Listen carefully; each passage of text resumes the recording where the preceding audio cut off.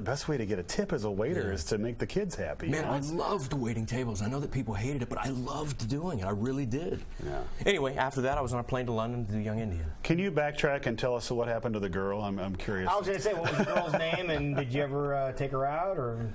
You know, that's kind of a story for a never time. There's a couple of moments in my life that are, you know, impactful and maybe altered or changed or veered the course in a different direction, and that's one of them. Oddly enough, for the last 2 years, I took off and I wrote my first novel. I know that sounds bizarre. I know every actor claims to be a writer and whatnot, but it's actually why I moved out to L.A. So I wrote a novel, and I'm hoping to have it out by Christmas.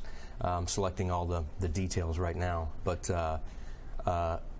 a very similar story to that thread is in the novel. The book is called Jane 2, and I started writing for different reasons, and I started a blog called Shine Until Tomorrow that became kind of wildly successful. You know, I certainly didn't intend to launch on a different tangent in my career, but it kind of took a life of its own, and well, it's a great story. You know, I can see where it would be the basis for a thread through a book. You know, I mean, it's great. It's a cool story. So, Flanery, you going to be here all weekend long? Yes, sir. I will. Okay, so today, tomorrow, and Sunday. And, all three. And when you go over and you visit with him and talk to him about this, make sure you ask him about his victories. Racing. You're a big racer, too. I am, and I hear you're the same. You're racing a truck tonight. I am envious of you. But you've won Celebrity Grand Prix, too. I have, yes, sir. Yes, sir. I was lucky enough to, I mean, I've been in racing since I was 6 years old. My dad and I would wake up and watch Formula One on Wide World of Sports, back when it was like 5 days later.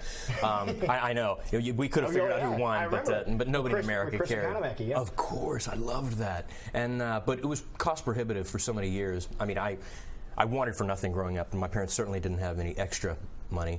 But then becoming an actor, I was blown away by the things that they just kind of set in front of you. Like, they're like, we have a race car. Would you like to drive it? Here. I was like, what?